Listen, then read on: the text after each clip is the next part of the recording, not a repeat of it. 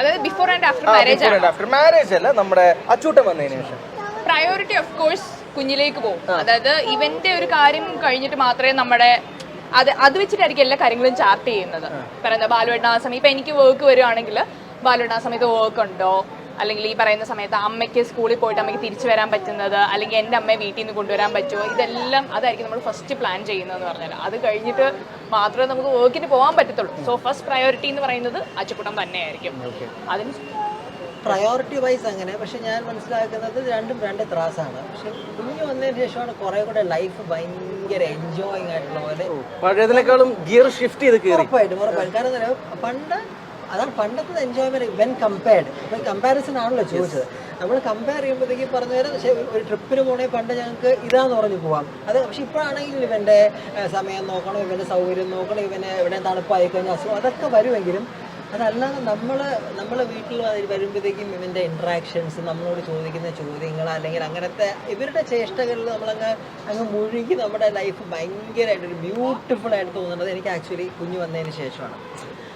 അത് കുറച്ചുകൂടെ എനിക്ക് ഐ ഫീൽ ലൈക്ക് ദാറ്റ്. പറഞ്ഞത് മറ്റേത് മോശമൊന്നുമല്ല, കമ്പയർ ചെയ്യുമ്പോഴത്തേക്കും വർക്ക് വൈസ് എന്തൊക്കെയായിരുന്നു ഭാര്യ. അങ്ങനെ എന്റെ സങ്കല്പത്തിലെ കാമുകി പക്ഷെ എല്ലാം തോന്നുന്നു.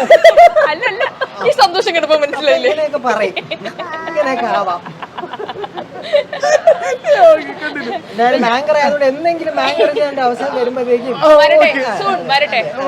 എനിക്കും അമീന്റെ ഒരു പുതിയ നായകനാവുന്ന പടത്തില് എനിക്ക് എന്റെ നാക്ക് ഭയങ്കര ഇതാട്ടോ. തൽക്കാലം വേണമെങ്കിൽ പയ്യാണ് കുഴപ്പമില്ല, അഡ്ജസ്റ്റ് ചെയ്യാം. പ്ലാസ്റ്റിക് ഞാൻ ഉദ്ദേശിച്ചത് ഡെഫിനറ്റ്ലി അങ്ങനെ ആവട്ടെ. താങ്കളെ കല്യാണമൊക്കെ കഴിഞ്ഞ് ഒരു കുട്ടിയൊക്കെ ആവുമ്പോഴും എന്നും കൂടിയാണ് ഇത് വരുന്നത്. ഈ ചോദ്യം എന്റെ ഭാര്യ ചോദിക്കുമ്പോഴത്തേക്കും ബ്രോ പറയും, ഓ അന്ന് ബ്രോ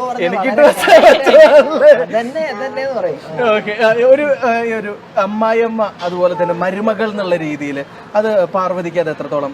ഞങ്ങൾ ഫുൾ ടൈം അടിയാണ്. ഫുൾ ടൈം അടിയാണ്. പക്ഷെ ഞങ്ങൾ അതുപോലെ സ്നേഹത്തിലുമാണ്. ഇങ്ങനെ എനിക്ക് വേണമെങ്കിൽ ഇന്റർവ്യൂവിന് വേണമെങ്കിൽ ഞങ്ങൾ ഭയങ്കര സ്നേഹത്തിലാണ്. പക്ഷെ എന്റെ അമ്മയോട് ഞാൻ വാക്കുകളൊക്കെ സൂക്ഷിച്ചും കണ്ടും പറയണം. ഞങ്ങൾ അതിന്റെ പുറകെ ഒരു ടാസ്കും കാര്യങ്ങളൊക്കെ പ്ലാൻ ചെയ്യുന്നുണ്ട്.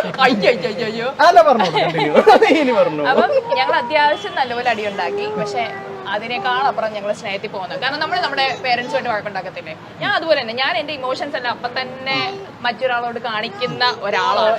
അതുമായി കണക്ട് ചെയ്തിട്ടുള്ള ഒരു ടാസ്കിലേക്ക് ഞങ്ങൾ അങ്ങ് കടക്കുകയാണ്. അമ്മയെ വിളിക്കാനാണോ? അങ്ങനത്തെ ടാസ്കുകൾ ഞങ്ങൾ സിമ്പിൾ ആയിട്ടുള്ള ചെറിയ നിങ്ങൾക്ക് ആസ്വദിക്കുന്ന